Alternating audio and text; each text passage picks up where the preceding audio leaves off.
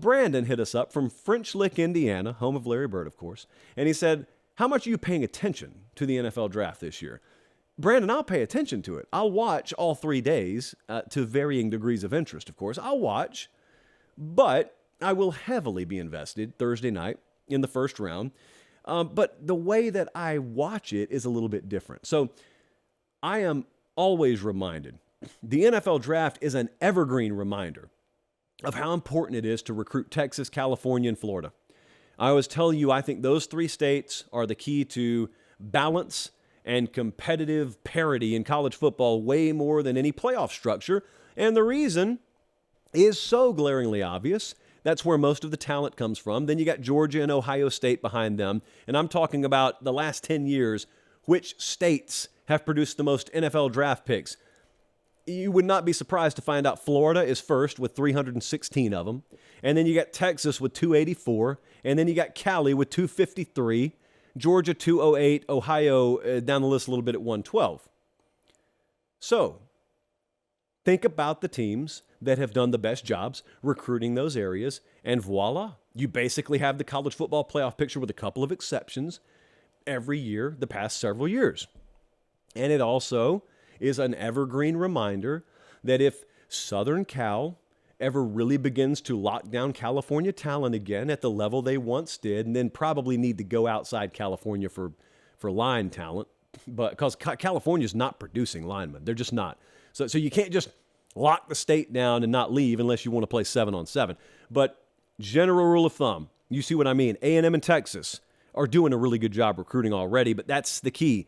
The California schools, anybody on the West Coast who can go and pilfer as much talent as they can, especially quarterback and receiver talent from California. And then in Florida, if Miami could just marginally get their act together, if Florida State marginally get their act together in state, you see what's possible. And you also see what it would mean to keep some of that talent away from the Alabamas, the Ohio States, and Georgias and Clemsons of the world. That's a long-running theme on this show. The next thing I think about is how this is far from an exact science. So stay away from definitive takes. I don't have to cover the draft, but if I talk about the draft, even off the air, I so rarely pound my fist and wag my finger in people's faces because I know how inexact this is, and I know how much system matters, and fit matters, and luck matters when it comes to having a draft pick pan out. So the last 3 drafts, I have producer Jesse go back and look. The 2020 draft, the number 3 pick has been traded for a 5th round pick in 2023. Like, no one calls that. Jalen Hurts went 52nd overall. Some people said that was a reach to draft him at 52 overall. 2 of the top 3 quarterbacks selected in 2021 will not start for those teams this year. Picks number 17 and 20 of the 2021 draft are no longer with their team. And here's a really wild stat. From that 2021 draft, when it comes to picks 25 through 111, there have been 2 Pro Bowlers, and both of them are centers. All the players taken. What is that, 86? I think that's like 86 players who have had 2 years to play. We got 2 Pro Bowlers out of that entire crop, and both of them are centers. 2022 also provided us 2 rookie Pro Bowlers, the number 4 pick and the number 153 pick. Both of them are corners, by the way. Also, if we want to cherry on top this whole thing, give some love to Iowa State, the very last pick in the draft, I refuse to call him Mr. Irrelevant because it's an Iowa State quarterback, but the very last pick in the draft just took his team to the NFC Championship game and got hurt in that game. He went 8-1 as a starter. Brock Purdy, that's the only game he lost, and he was crippled, essentially, in the NFC Championship game. So system, it matters greatly. Fit matters greatly. Luck matters greatly. What am I watching for this draft? Well, I think some people are doing it again.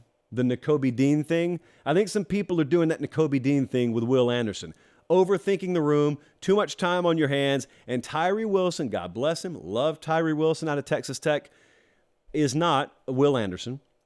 Will Anderson is the best defensive player in this draft. You don't have to overthink the room on this. Please don't be that guy who's watching this dude terrorize the NFL for the next half decade or more and saying, Wait. We had a shot at him, did we not?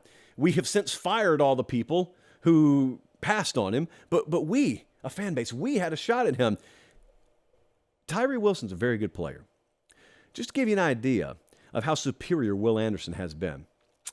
Tyree Wilson, over the past 2 seasons, 99 tackles and 14 sacks.